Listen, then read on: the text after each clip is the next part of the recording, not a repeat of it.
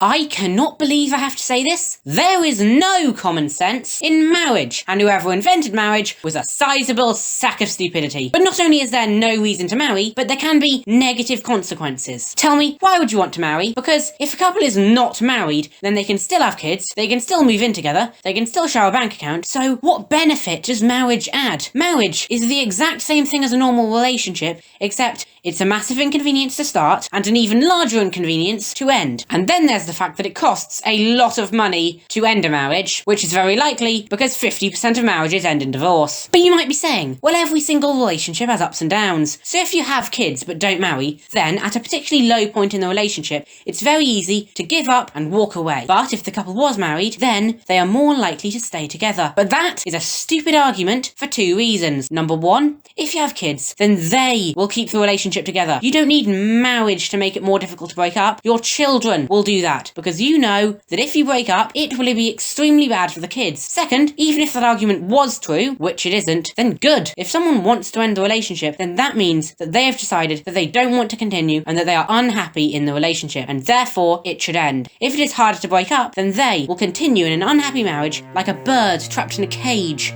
hating their life and dreaming of what they would do if they could somehow get out of this awful situation, but not seeing any way out and in a perpetual state of sorrow, misery and despair, probably get depressed and never able to come out about how they feel because it would cause a divorce and ruin the lives of your family. Here's another reason that marriages should be abolished. Estimates indicate that more than 50% of marriages worldwide are arranged marriages. And that's just worldwide. In India, 90% of marriages are arranged. Why is this a bad thing? Because arranged marriages can cause feelings of depressed mood, irritability, low self-esteem, rage and frustration, sleep problems, difficulty in forming relationships, difficulty in trusting others, and they can increase the chances of domestic abuse and sexual assault. But that problem would not exist if marriages were abolished. And even non-arranged marriages are causing suffering. The idea of marriage creates this culture everyone has to get married, and if you don't, then you're a waste of time, and there's no point in you existing. So then, some people may get to age 30 and start to hate themselves because they haven't married yet, and some people who don't want to get married feel they have to because their parents pressure them into it, which is not an arranged marriage, that's just someone feeling ashamed that they're letting their parents down,